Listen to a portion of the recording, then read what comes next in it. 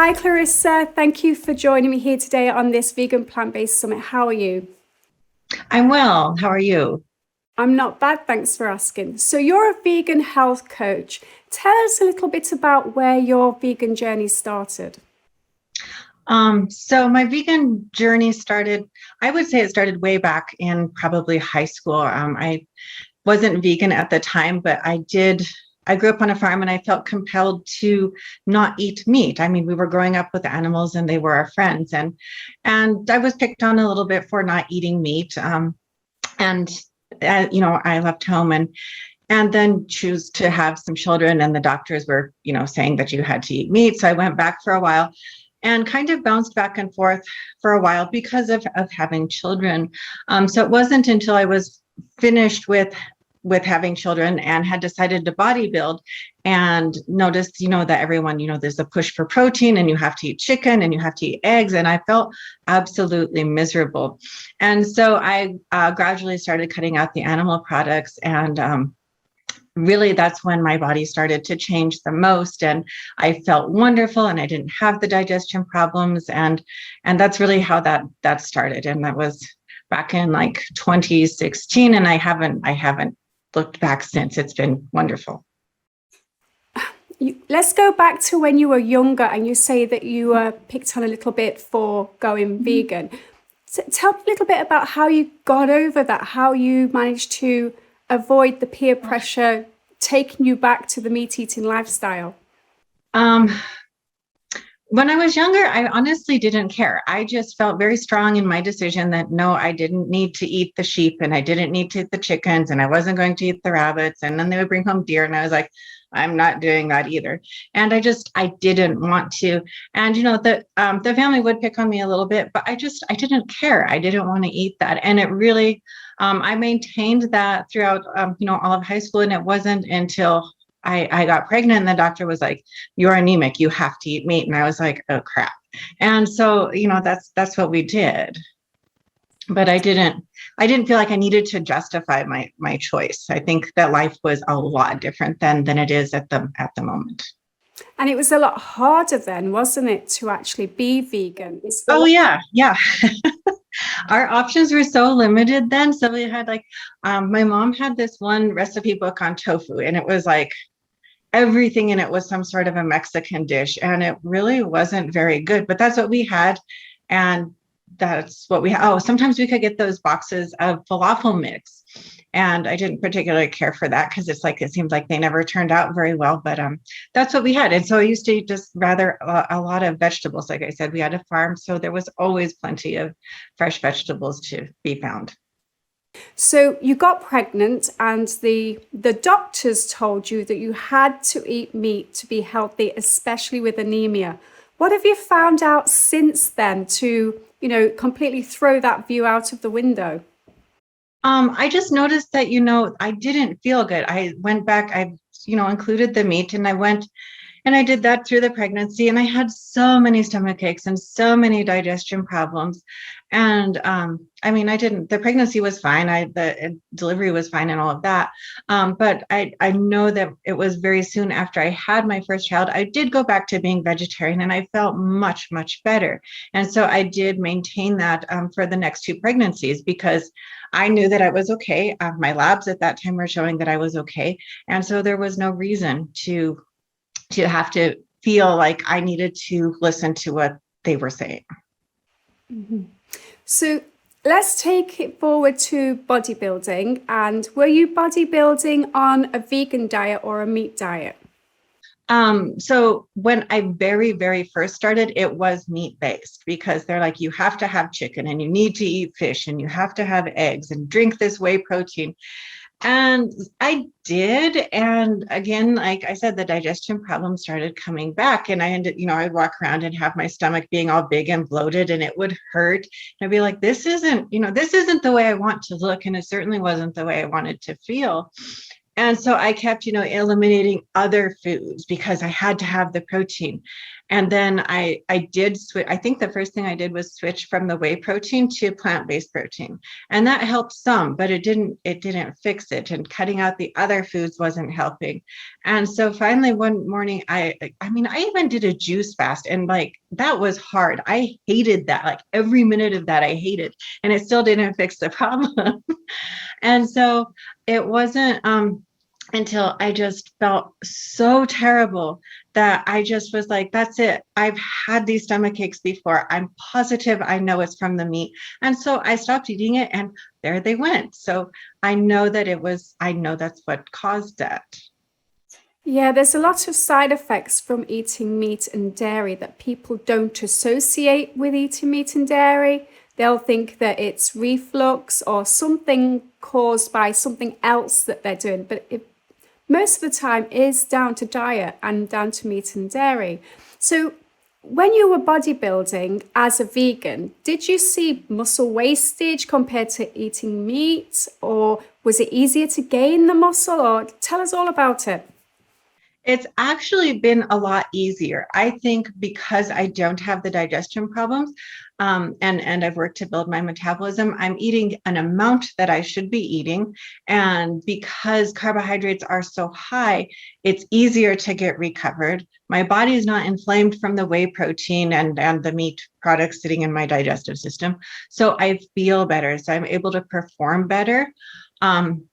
I did go through a very short period when I was first starting out and I had cut out all the animal products, that I did notice that I had some increased muscle soreness. Now, that could have been because I wasn't, I was new, so I wasn't getting quite the balanced amount of varied amino acids that are essential. So I just added in an essential amino, all the soreness went away, and things have been good ever since then. I have considerably way more muscle than I had when I first started out. Now, one of the problems that I get all the time as a coach is DOMS, muscle soreness. And they always come to me and say, I've got to eat eggs because that's what stops it from hurting. And I'm so far from the truth. It's actually beetroot. Beetroot stops you from having the muscle soreness, especially if you use it before training and after.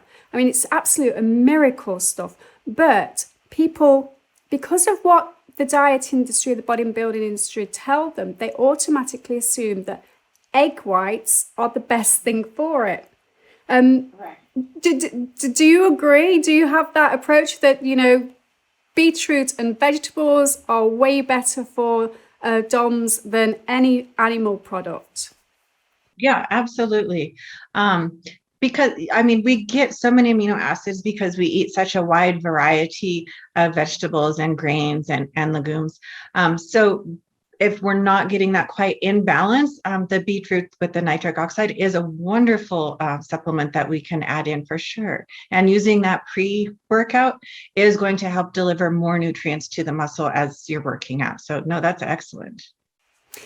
And another thing people say to me is, but you can't get complete proteins from plants. It's just like, you can't. So I start reeling off the whole list of the complete proteins. And one thing that is right up there, you've already mentioned it, is tofu. Then you've got bulgur wheat. You've got things like quinoa. What do you advise your clients to take when they're worried about the protein consumption? The protein, so we look into, get a picture of what they're eating overall, and then we work to see if we can make increases anywhere. Like if they're totally not eating any vegetables, we add some in. Vegetables are going to have some amino acids. Maybe those are the ones, that are missing in their diet. More than likely, yes. So we take that overall look and make those adjustments. Sometimes we can add in more soy. It depends on if the client has a sensitivity or allergy to soy, because that's another pretty popular one. Wheat is also really high in essential aminos. A lot of people have wheat intolerance anymore. So finding the right food source that's going to supply those amino acids, those protein sources, is really crucial for each individual. But we have more than just, steak and chicken and eggs, because we have, there's all the different varieties of beans. But there's nutritional yeast. Your grains all have proteins in them. Like I said, the vegetables are going to have some proteins in them. It's very often, though, convincing the client that they need to eat the vegetable in a quantity in order to derive enough protein from it. So, minerals, our microbes, one of the things that we have problems with on a day-to-day basis, whether we're bodybuilding or not, is balancing those microbes. What suggestion or tip could you give to people to be able to balance their microbes from home themselves? One of the tools that I think is the best to do that, and at least to generate awareness, is to download a food tracking app. Chronometer is really good at tracking your macros. That's going to give you a picture of, what you're getting in on a daily basis and how much you're lacking in certain areas. The thing about the food tracking apps is it also gives you a really good awareness and a really good foundation of knowledge of where those amino acids and micros are coming from. And then you can make adjustments to your diet based on that data you have right there in front of you and go like, oh, I need vitamin C. Well, I can get that from an orange or I can get it from broccoli. It doesn't really matter. But, over the course of the day, that's going to add up so that you can get enough in.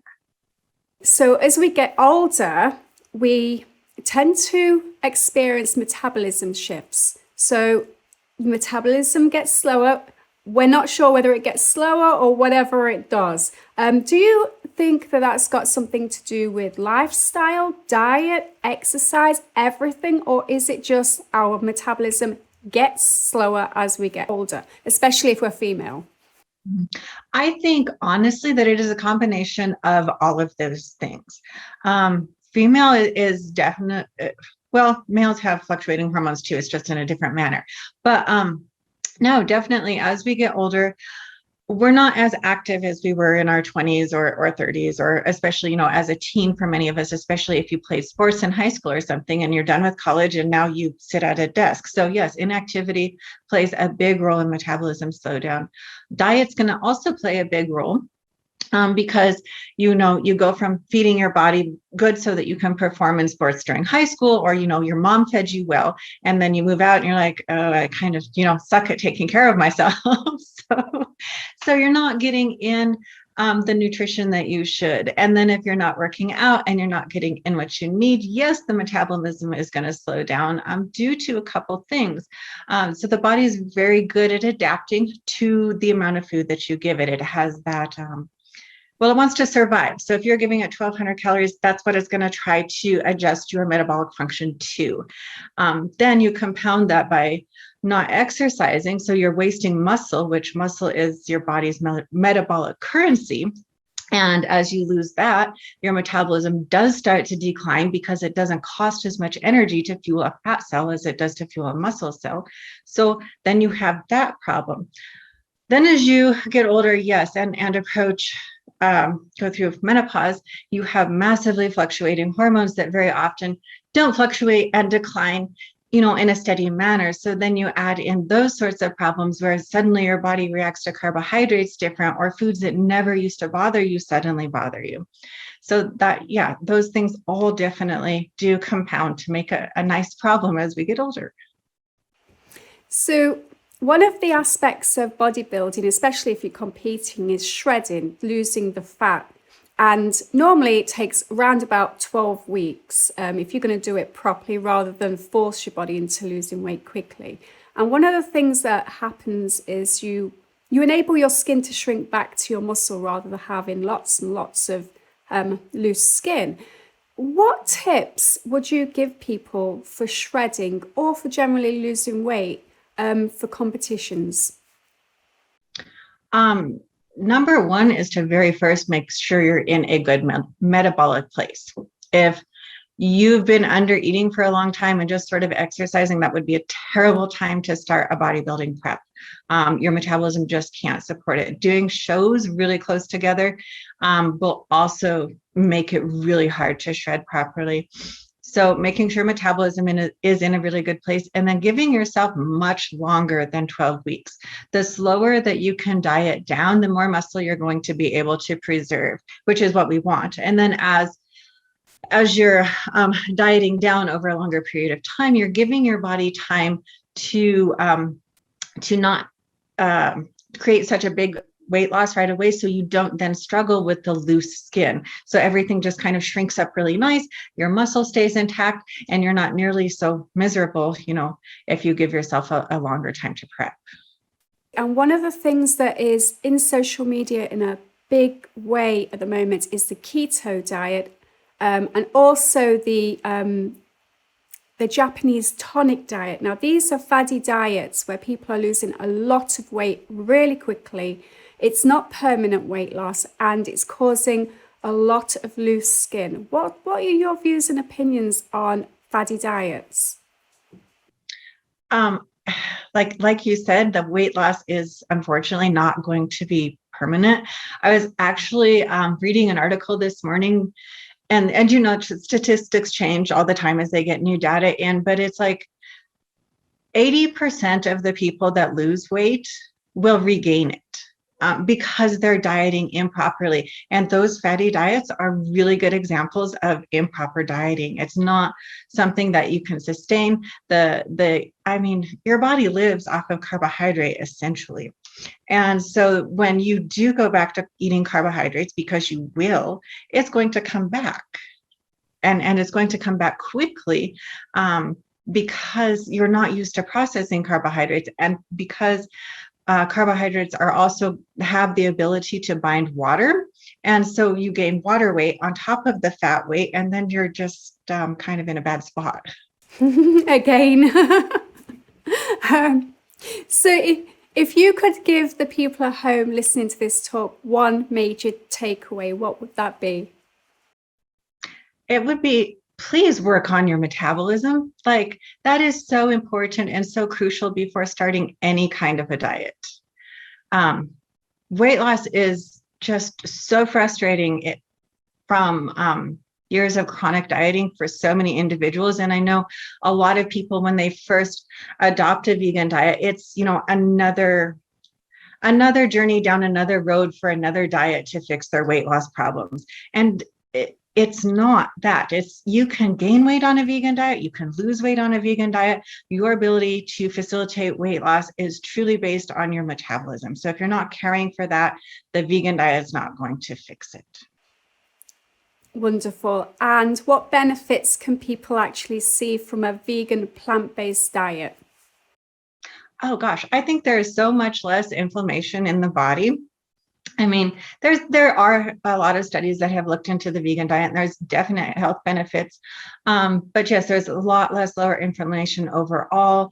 Recovery time is better post-workout. I think it's easier to build muscle. I think digestion can definitely get improved. You lower cholesterol. It helps with heart disease because your cholesterol is lowered. You can help high blood pressure with it. There's so many benefits to it. Thank you. So thank you so much for being part of this vegan plant-based challenge. It's been wonderful talking to you, and we'll hear from you again. All right. Likewise, I really enjoyed it. Thank you for having me, and we'll talk to you soon. Thank you.